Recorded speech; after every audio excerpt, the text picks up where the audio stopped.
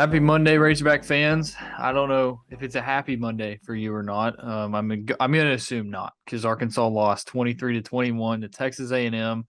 Interesting game. It really came down to one play, which was the KJ Jefferson fumble. Of course, Cam Little missed the kick at the end of the game. You look back, even if he makes the kick, A&M still gets the ball with over a minute left. A lot of factors there at the end of the game that we'll get into a little bit. There's a lot of things that led up to that. So we'll get into this game. We're going to break it down, give our thoughts, talk about pro football focus grades, guys that got on the field, guys that didn't get on the field, a lot of different things here on the Gridiron Hogs podcast. I'm your host, Mason Choate, joined by Robert Stewart and Alex Trader of HawgBeat.com, HawgBeat.com. Go visit it. We're the rival site covering the Arkansas Razorbacks. A lot of great content over at HawgBeat.com. Would appreciate it if you check it out. We got a lot of good free stuff, a lot of good premium stuff as well. And check out our message board, The Trough. If you're a subscriber, it is worth your time. All right, guys, let's talk about this game. It felt like right out of the gate, Arkansas, they go up 14-0, and you're like, holy cow, this Razorback team is legit. And then, Robert, what happened, man? I mean, things just went south. It did. I mean, it was a night and day difference. I feel like that's a phrase you hear often from folks inside the Arkansas locker room. It was a night and day difference between what happened in the first quarter and everything that came after. I mean, you had the one touchdown from Texas A&M to make it 14-7, and then Arkansas keeps driving down to the 3-yard line. Looks like they're gonna go back on top by 2 scores, and then, I mean, how do you explain KJ Jefferson's decision to jump from behind the line of scrimmage when the line of scrimmage is the 3-yard line? Like that, it just baffles me. And and I think he admitted as much in the post game. He's got to be more aggressive and finish that play. That was the least aggressive thing I've seen him do all year, honestly. So yeah, I mean, I've never seen like a handoff on a defensive return touchdown before, but that's what happened, and that was the wildest play. I mean, the Hogs were lucky to be on top after it ended with the missed or the botched PAT. So, man, it was tough that's what it came down to, but I mean, that's what happens in a neutral site game too. The momentum totally shifted to the other side of the stadium, and I mean, the rest was pretty much history. I wrote in my post game recap story that even after that play, there was a lot of ball game left. Yes, A&M had the momentum, but it felt like Arkansas still had the lead. The game wasn't over. Arkansas could still get the momentum back, but looking back on the game, that was the difference maker. That play right there. That's what changed things. And then you look at the second half, the third quarter was just awful for Arkansas's offense.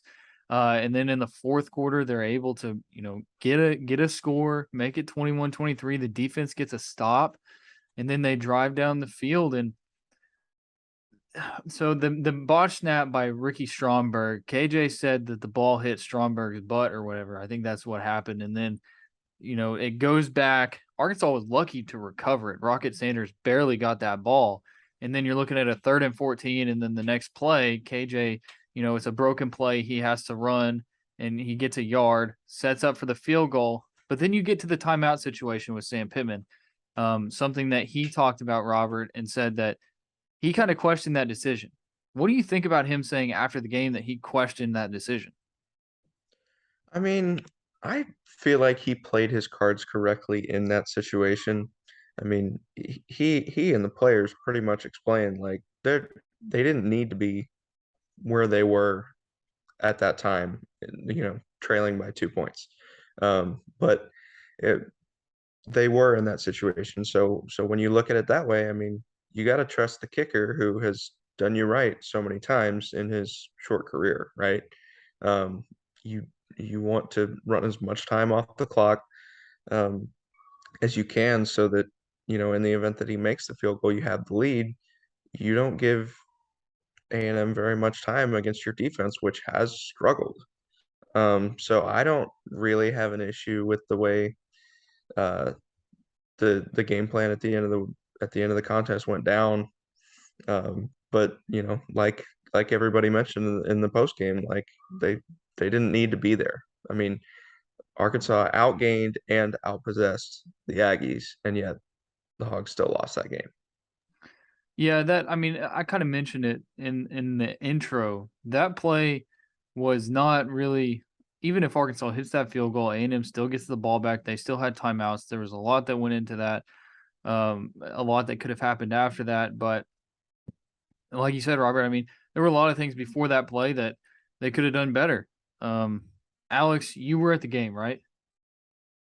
Yeah, I was. I had the standing room only seats. So, from your perspective, what'd you see? And also, from our perspective, it looked for a second, it looked like the kick went in. I don't know where you were at, but did it look like the kick went into you too? I was on the in the opposite end zone, and it did look like it went in. The kicks are hard to tell just in general if you're not seeing them on TV, and sometimes they're hard to see if you are seeing them on TV if it doesn't split the upright even.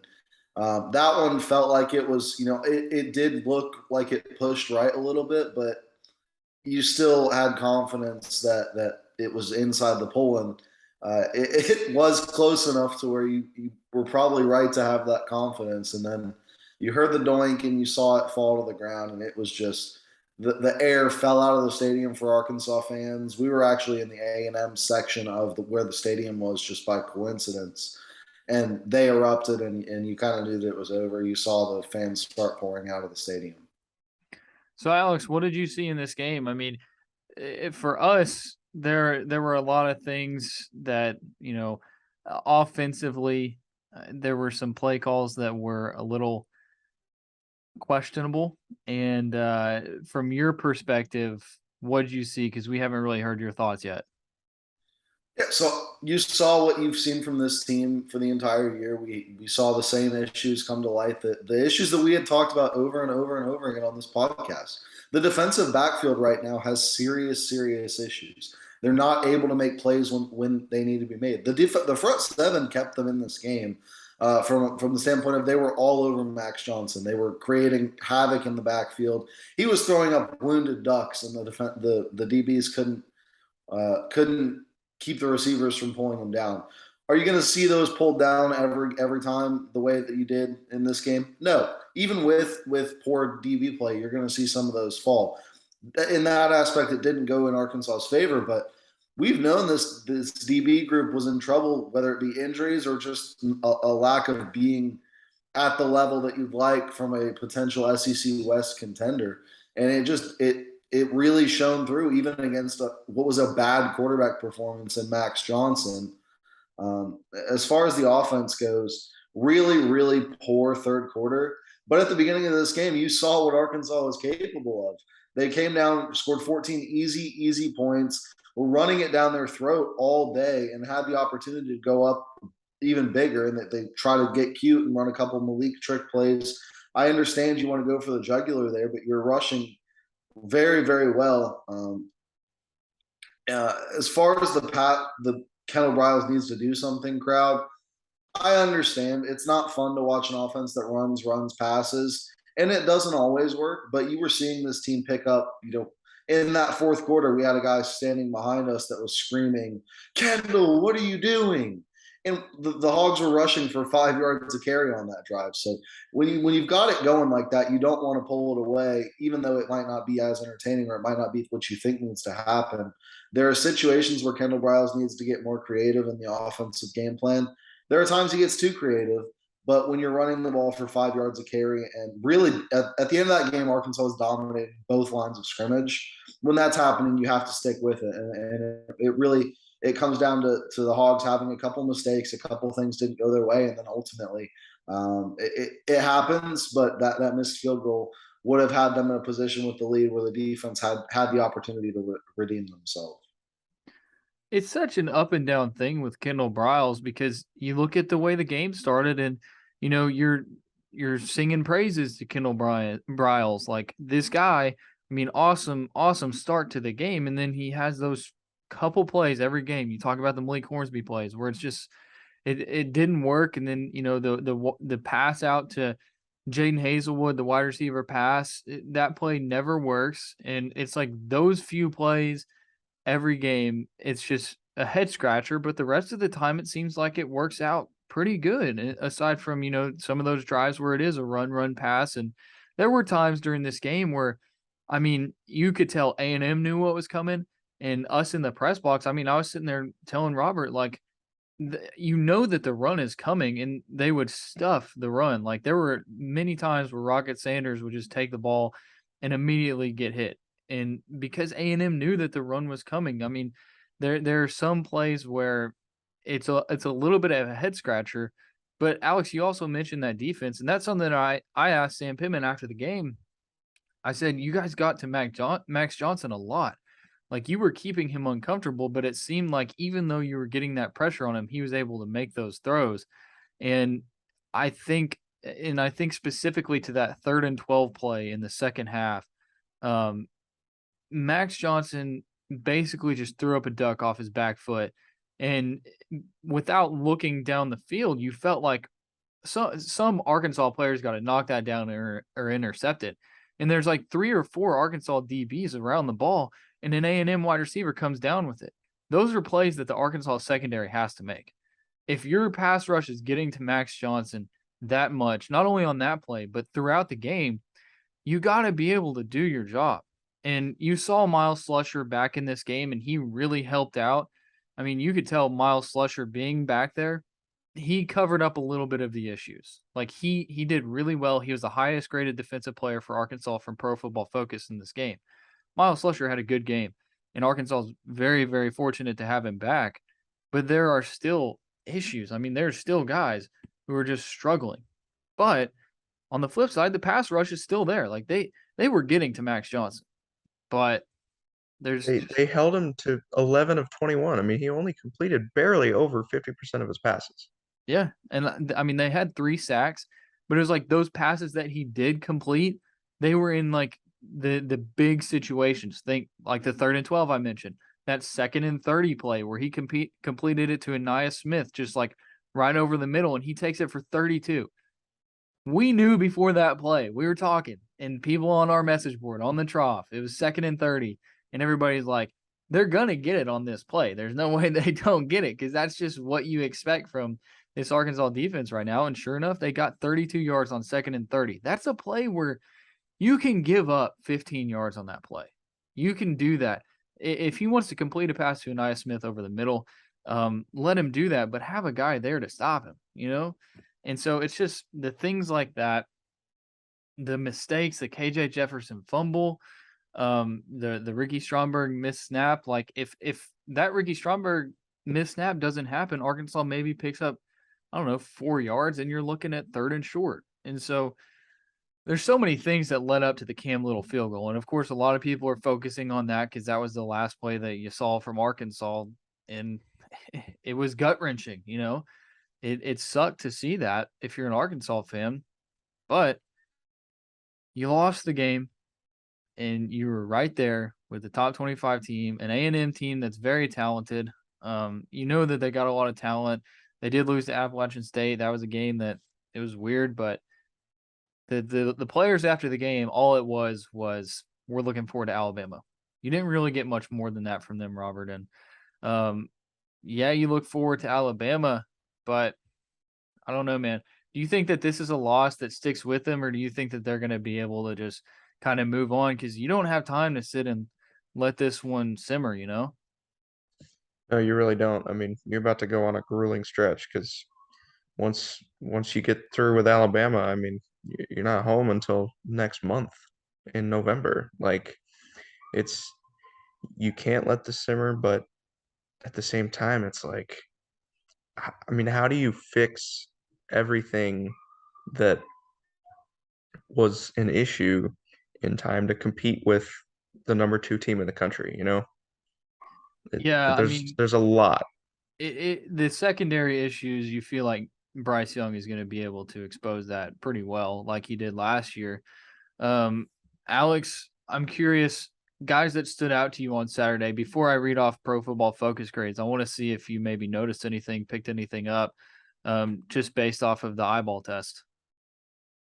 Yeah, I mean, I thought really the whole defensive line looked like they were getting action. They were able to really, like I said, create havoc in the backfield. Max Johnson, especially for the first half of that game, Arkansas jumped on early, and they had Max Johnson in a blender. He wasn't able to do anything. He was dropping the snap every other play, making really big mistakes that should get you in a position where you're able to go ahead and win the game right there and kind of go on cruise, not cruise control, but be able to be in a position where you're comfortable and can make those mistakes that we saw.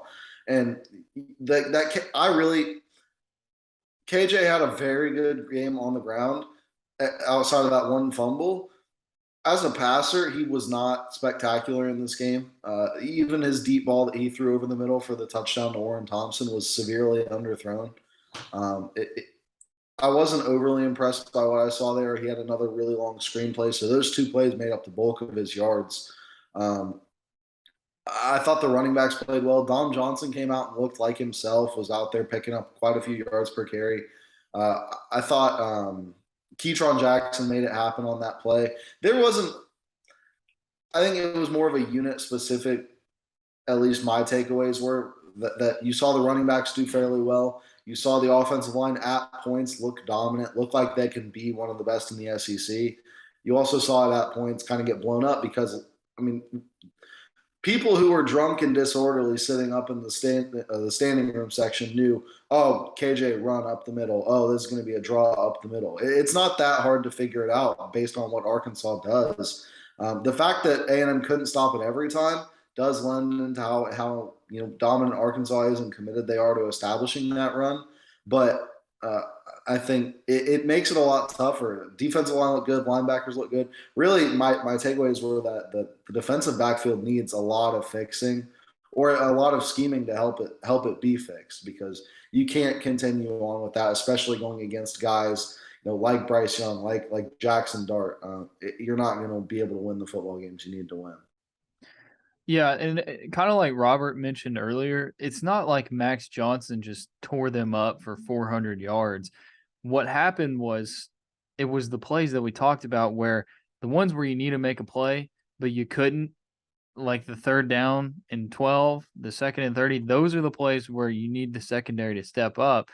A&M's not going to throw the ball for 400 yards. Max Johnson's just not going to do that, but Bryce Young will. And so that's what you got to fix because Alabama's gonna throw the ball, and they're gonna throw the ball for a lot of yards. It's just whether or not Arkansas can make those plays that they need to do. They couldn't get a turnover against A&M, and the one turnover that Arkansas had on the KJ Jefferson fumble that was returned back for a touchdown ended up being the play in the game that changed everything. It wasn't the field goal; it was that play. That play is what changed everything. But you mentioned KJ Jefferson's passing grade. It was, you said that you didn't think that he was that great in the passing game. He had his lowest passing grade of the season according to Pro Football Focus. He had a 65.9. The previous low was 73.6 against Cincinnati. So you were right there, Alex. He did not have his best game throwing the ball. But if you just look at the grades, offensively, Rashad Dubinion was the top graded offensive player. He played 12 snaps, though.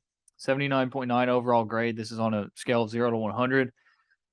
What was interesting to me, Warren Thompson played 27 snaps, easily the lowest on the season. Keytron Jackson, 59 snaps. So, yeah, Warren Thompson had that touchdown, but it seems like Keytron Jackson has moved up into that third receiver slot alongside Hazelwood and Matt Landers.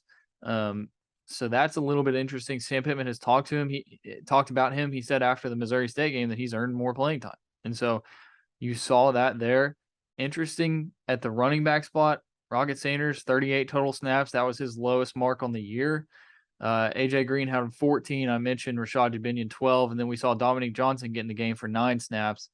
I thought Dominique Johnson looked really good on his first drive. He had, 3 straight runs for 27 yards total. But he only played 9 snaps. I don't know if he was on a snap count or not.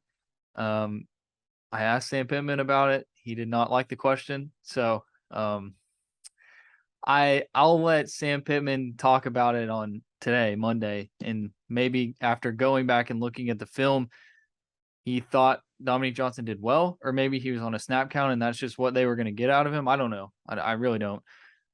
But that's really the big thing on offense. Of course, the O-line is still pretty good. I mean, the Ricky Stromberg had one of his lower grades of the season. Same for Brady Latham, but Bo Limmer continues to be really good.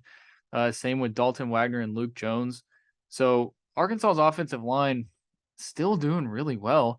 I mean, even though that the run got blown up a few times, I mean, they're still one of the better offensive lines in the SEC. So defensively, I mentioned Miles Slusher. He was the top graded defensive player, 78.1. And then you go Eric Gregory. He had that one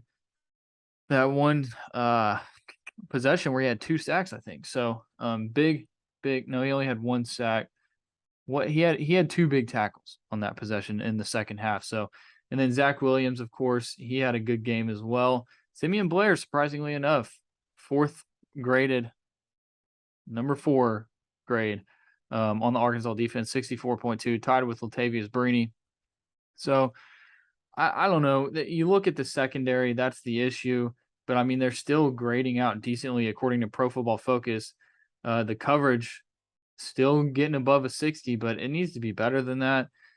It's an issue. It's got to get fixed. I don't know if it will be because they can only go with the guys that they have. It's not like you can bring somebody up because the guys that are going to come up, I mean, there's a reason that the guys now are starting over them. So you look at a guy like Kari Johnson, maybe. Kari Johnson was the lowest graded defensive player in this game.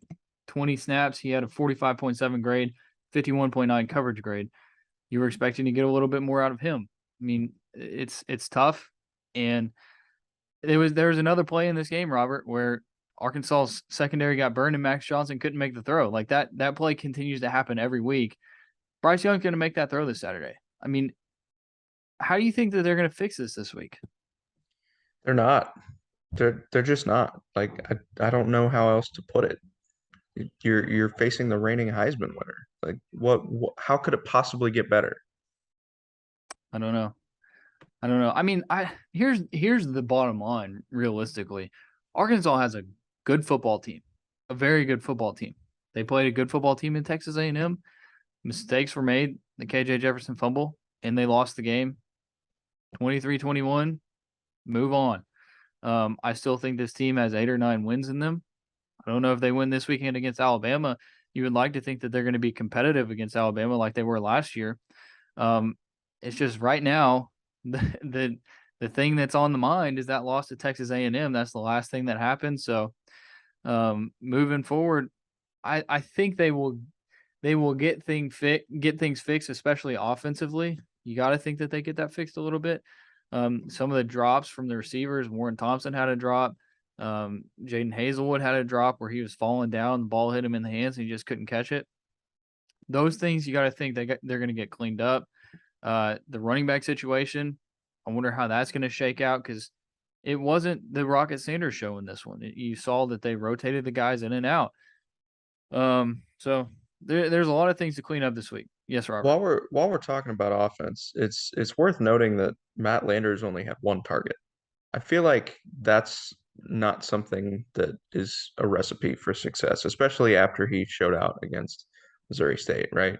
He needs the ball more. He needs more looks.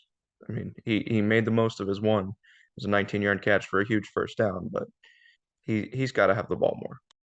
1 target on 70 snaps, which was the most of any of the receivers, which is interesting. He also had a 54.9 offensive grade from Pro Football Focus. That was the second lowest on the team.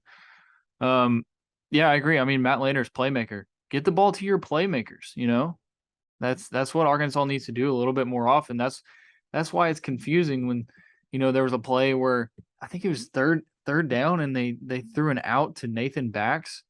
That's one of those plays where it's just head scratching because you're like, it's 3rd down. Why are you getting the ball to Nathan Bax? Like, no offense to Nathan Bax, but you have all these playmakers, Jaden Hazelwood, Rocket Sanders, Matt Landers, Trey Knox, all these guys, and you give it to Nathan Bax. Those are the plays where you need to get the ball to your best players on the field. Nathan Bax and Matt Landers should not have the same number of targets in any game. Yeah. So, I think that Sam Pittman is a good coach. I think Kendall Briles is a good offensive coordinator. I think Barry Odom is doing the best with what he has. He's scheming up and trying to take advantage of his strength, which is pass rushing. It's just that strength could not cover up the weakness of the secondary enough against Texas A&M. That's the bottom line. That's what really happened. So, this week, important week for Arkansas. You know what's upsetting? It's upsetting that they lost and College Game Day isn't coming to Fayetteville. Alex, you feel that one? Yeah, I do. It probably would have come here. There's a case to be made that it could have gone to Clemson, NC State, with both teams undefeated and it being in an SEC town last week. But you feel like they had to have come here, right? I mean, I don't think it was a question. It's just as a senior, it would have been cool to see it, but this team looks like it has a bright future. So who knows? Who knows when Arkansas will see game day? Yes. A lot of games left to be played. This is one game. Move on. There's probably going to be people in the YouTube comments saying, "Move on, guys. Why are y'all still talking about the game?" Well, because it's our job. So, but we will move on starting tomorrow. We'll hear from Sam Pittman today. We'll go to practice, see how they look in practice. We'll give everybody what we saw, what we heard tomorrow on the Gridiron Hogs podcast.